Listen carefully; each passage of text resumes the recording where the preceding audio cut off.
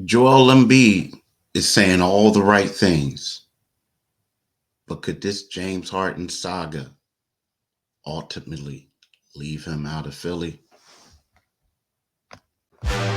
You are Locked On 76ers, your daily Philadelphia 76ers podcast. Part of the Locked On Podcast Network, your team every day.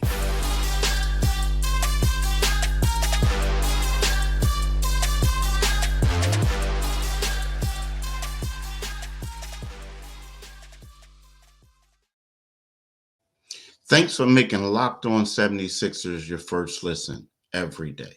We are free and available wherever you get your podcast and on YouTube. Part of the Locked On Podcast Network, your team every day. Today's episode is brought to you by Gametime. Don't download the Gametime app, create an account, and use the code LOCKEDONNBA for $20 off your first purchase. Do it today, people. Definitely do it today. Hello, my name is Keith Pompey, and I'm the host of Locked On 76ers. Today, we have a lot to talk about. First thing I want to talk about Joel Embiid and how the James Harden saga could impact Joel's tenure with the Sixers. Now, Joel says that he wants to be a Sixer for life. He loves Philly, right? He said all that. He even went on and doubled down on that love on Media Day. However, Joel is in the prime of his career, and there's a lot of things going on with this situation, lack of continuity, all this other stuff. Joel really wants to win a championship. So this is vital for the 76ers to get this thing right. If not, they could possibly lose Joe, even though he's saying all the right things. So we'll talk about that. The second segment, I want to talk about Nick Nurse reached out to James Harden to see how he was doing. Talk about that conversation, the stuff that Nick shared with us a little bit, the media on Monday. And lastly, the Sixers made their roster moves.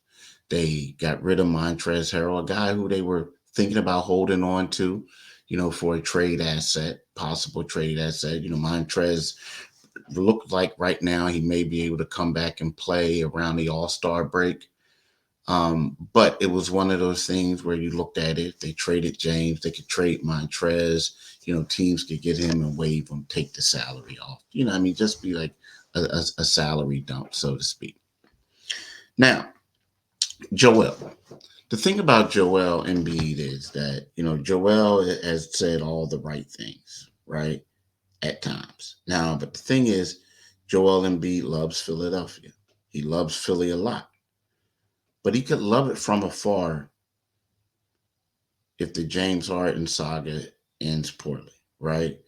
And the reason why I'm saying that is because NBA franchises will be monitoring the relationship, including Leon Rose and the New York Knicks.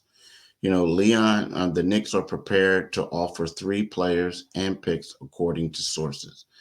Now, the sources I spoke to, now, again, this isn't something that the Knicks are saying, hey, we're going to offer you this now. We want Joel. This is what we're going to do. What they're doing is they're sitting back and they're paying close attention to this whole situation with Harden. If the Sixers are unable to make a move, unable to get a trade that makes Joel happy, then what's going to happen is the Knicks are going to look and see how Joel reacts. If Joel somehow asks for a trade and wants to get out of there, the Knicks are willing to offer 3 players and 2 to 3 first round picks to get him. Now, I don't think the Knicks on their roster, they have enough to get Joel Embiid. I don't. And the 3 players, it will become from a pool of, it would be Evan Fournier, who would basically be a throw-in, Mitchell Robinson, who's a center. Then in the pool would possibly R.J. Barrett, and Julius Randle would be the headliner, all-star. I don't think that's enough to get for Joel Embiid. Now, again, they also willing to include 2 to 3 first round picks, according to my sources. Now, again, this is something that a lot has to happen. But if it does happen, you have to believe that there are going to be other teams out there that have more to offer. I do not feel like Julius Randle moves the needle for Joel. Evan Fournier, again, is a guy who probably won't, it's not working. RJ Barrett is intriguing. Mitchell Robinson, the backup center, so to speak. Maybe he could start. But for Joel, that's not getting it done. I'm sorry. You got a lot of other guys who were traded, not as good as Joel, and teams gave up a ransom for them, right? That's not going to get the job done. Typically, when you trade an MVP or a first team All NBA type of performer, that's the type of guy that you got to get back in return. Those guys aren't at all. But if you're the Knicks, you realize that if you get a guy like Joel, that's something that can elevate your team. I think he'll be a good fit there if he went. But again, I don't see that happening, but this is something that the Sixers have to monitor because teams are paying attention. Everything that Joel said about the love for Philly, all this and that, the same thing as the teams are talking about when he went on with Maverick Carter and said, look, I want to win a championship with Philly or anywhere else. Or his reaction on Twitter when the Boston Celtics got Drew Holiday and the Sixers didn't really make any moves. So that's something that we have to monitor. That's something that teams are paying close attention to. And we'll just see how it works out, right? We'll just see how all that works out. But hey, I'm just here to tell you, Leon Rose, from what I'm told, really wants Joel. He really wants Joel. If it doesn't work out in Philadelphia, now part of the problem that they have also is why would they trade him to the Knicks? I mean, you're both in the Atlantic Division. You don't want to trade him there where he's basically going to haunt you for years to come. You don't do that. You don't do that. But again, look, they're prepared to make that offer, and that's what they're going to do to get Joel. So that's something to pay close attention to, right? That's something to pay close attention to. I want to talk to you guys about FanDuel. Snap into action this NFL season with FanDuel, America's #1 sports book. Right now, new customers can get $200 in bonus bets guaranteed when you place a $5 bet. That's $200 in bonus bets, win or lose. If you've been thinking about joining FanDuel, there's no better time to get into the action. The app is easy to use.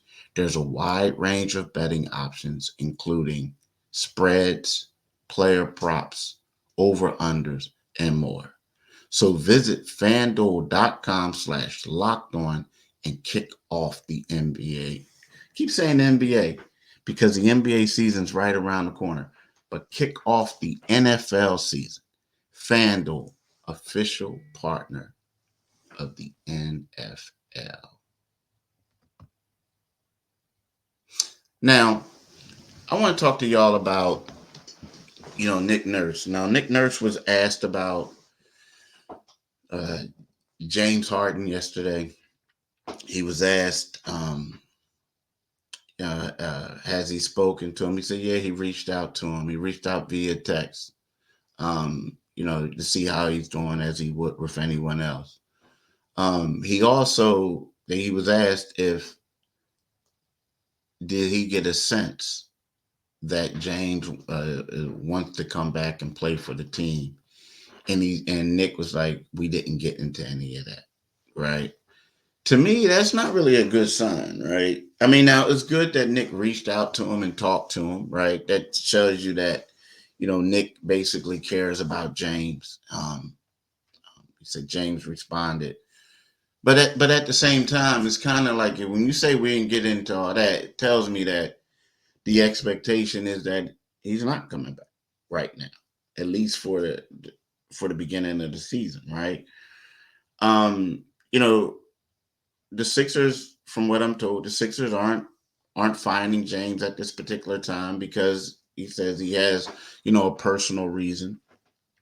There's been reports that his mom is ill and he's handling that, right? Or he's out there being there with her. Um, but when you have a coach that we haven't talked about that, and this is on he did that on a Monday, and the season opener is on a Thursday, that's not good. The good thing I will say for the Sixers is that Nick Nurse has had a plan. He had a plan for A if James was here. He had a plan for B if he wasn't there. And for the most part, you know, they played all their games without James. And for the most part, it was like they scrimmaged without him, right? He was participating in a couple of them. So you can move forward that way, but it's always going to be that cloud over the team. Like, example, Nick Nurse was asked about James. He answered a couple questions. Then they like abruptly ended the press conference. Abruptly ended it, right? With him, a couple questions, boom, thanks, coach. Everybody's like, wow. I mean, I had to pull him to the side to just get a question because it was like, I would think it was going to end. So then Patrick Beverly comes up, good friend of James, backup point guard, and he was asked questions. No one asked him anything about James though. And afterwards, he was like, "Hey, I'm thankful. Thanks that y'all didn't ask about James." So right then and there, you can tell it's kind of like the awkward elephant in the room. And the reason why people didn't ask Pat anything is, it's to a point that you ask these guys every day, every day, every day. And for the most part, they've been giving you the same answers. We love James, he's a great guy. He's been this and that. But the cliche response is like, yeah, but we gotta focus on, what's here and if the whole nine. They're not really giving you much, right? So Pat wasn't asked yesterday, and he basically thanked the media. So it's one of those things what that's going on that it's just a distraction, even though it's not trying to be a distraction. Now, from what I hear is from uh from what I hear is the the team doesn't really focus on him, or they try not to focus on him when they're not asked about it. You know what I'm saying? It's like it comes up with the media, but they don't really talk about it, right? So it is what it is. You know, we'll we'll see. We'll see. It is what it is, and we'll see how that works out. But you know what? It's like one of these things that you hope that it can hurry up and get resolved because let's face it, it's getting a little old. I mean, it really is. Like it's like how often can you continue to keep going through this stuff, right? It's getting old. It's really getting old.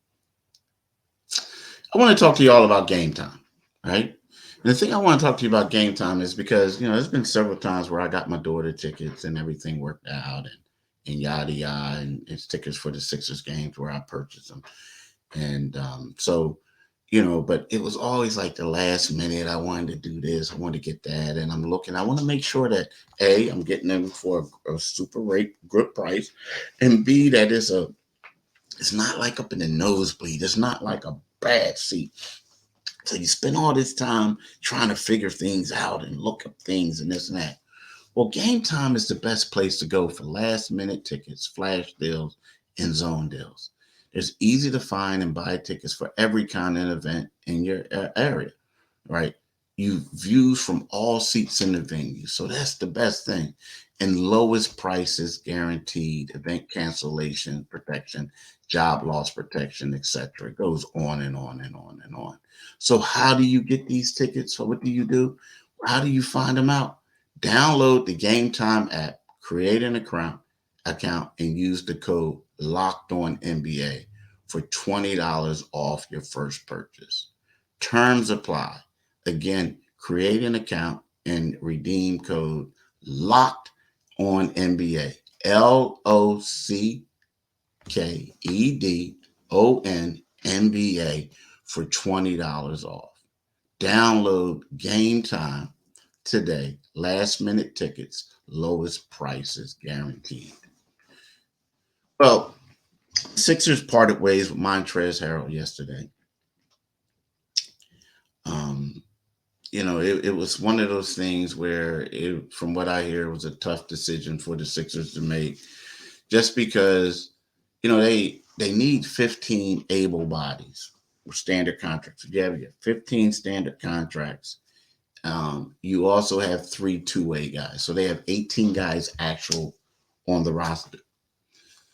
Montrezl Harrell has been hurt. He's been injured. He's been away. He's been rehabbing his knee. The problem is, it's like when you look at the backup center position, you think you have a lot of depth, but there's really not, right? So if you basically waive somebody from there, if you waived one of the wings and the wings battle has been tight, you're kind of sort of saying, wow, maybe we could be in a little situation here, right? We all know that James Harden is holding out, not being with the team. So you're still undermanned a little bit. So basically, are you going to have a roster with 2 guys who are unable to play? And that would have been the 13 guys when you talk about the 13 guys there, knowing that Montrez is away and knowing that James is away. So with that being said, they had to waive Montrez, right? Because then all the guys that they have in there, now they got 14 bodies until James shows up.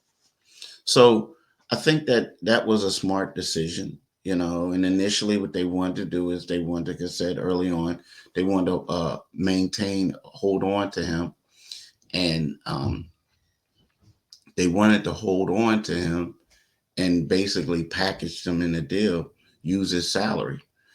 But, the Sixers, they need it right now. They need these bodies. They really do. And Montrez, you wish him a lot of luck. Last year he was the 3rd string center, but you feel sorry for him because you look and you see how people have been playing this year. Guys have been from the backup center role have been producing, and you can honestly say that Harrell would have got a shot, and he would have came in and got some buckets. You got, especially with this free flowing offense that they're running. I mean, he would have been, a key piece.